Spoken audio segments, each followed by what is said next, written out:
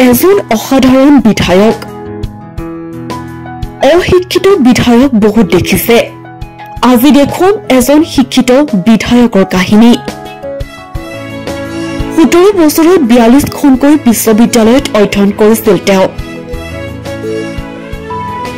মুঠ 20টাকৈ ডিগ্ৰী লাভ কৰিছে এইগৰাকী বিধায়কে 26 বছৰ বয়সতে বিধায়ক হোৱাৰ এইগৰাকী ভাৰতৰ ভিতৰতে শিক্ষিত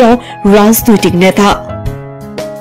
শিক্ষাৰে জিলিকি উঠা এইজন মেধাৱী বিধায়ক হৈছে শ্ৰীকান্ত জিস্কাৰে দেশৰ সৰ্বাধিক ডিগ্ৰী লাভ কৰা এইগৰাকী বিশেষ ব্যক্তি হৈছে নাগপুৰৰ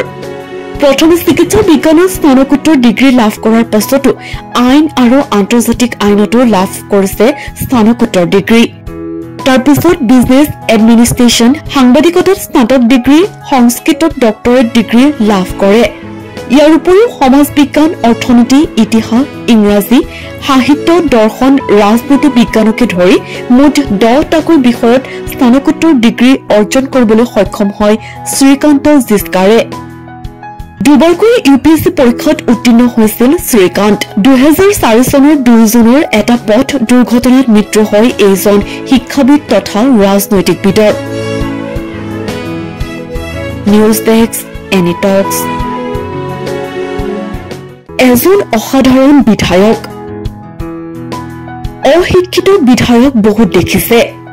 আজি দেখুন এজন শিক্ষিত বিধায়কৰ কাহিনী 17 বছৰত 42খনকৈ বিশ্ববিদ্যালয়ত অধ্যয়ন কৰিছিল তেওঁ মুঠ 20টাকৈ ডিগ্ৰী লাভ কৰিছে এইগৰাকী বিধায়কে 26 বছৰ বয়সতে বিধায়ক হোৱাৰ এইগৰাকী ভাৰতৰ ভিতৰতে শিক্ষিত ৰাজনৈতিক নেতা শিক্ষাৰে জিলিকি উঠা এইজন মেধাৱী বিধায়ক হৈছে শ্ৰীকান্ত জিস্কাৰে দেশৰ সৰ্বাধিক ডিগ্ৰী লাভ কৰা এইগৰাকী বিশেষ ব্যক্তি হৈছে নাগপুৰৰ প্ৰথমে চিকিৎসা বিজ্ঞানত স্নাতকোত্তৰ ডিগ্ৰী লাভ কৰাৰ পাছতো আইন আৰু আন্তৰ্জাতিক আইনতো লাভ কৰিছে স্নাতকোত্তৰ ডিগ্ৰী তাৰপিছত বিজনেছ এডমিনিষ্ট্ৰেশ্যন সাংবাদিকতাত স্নাতক ডিগ্ৰী সংস্কৃতত ডক্টৰেট ডিগ্ৰী লাভ কৰে ইয়াৰ উপৰিও সমাজ বিজ্ঞান অৰ্থনীতি ইতিহাস ইংৰাজী সাহিত্য দৰ্শন ৰাজনীতি বিজ্ঞানকে ধৰি মুঠ 10টাকৈ বিষয়ত স্নাতকোত্তৰ ডিগ্ৰী অৰ্জন কৰিবলৈ সক্ষম হয় শ্ৰীকান্ত জিস্কাৰে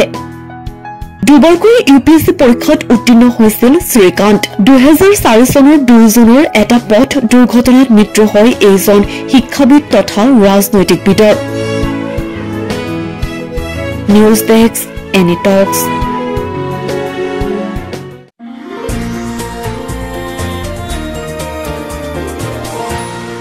এনি টক্স হুতৰ বিপৰীতে ৰাইজৰ স্বাৰ্থত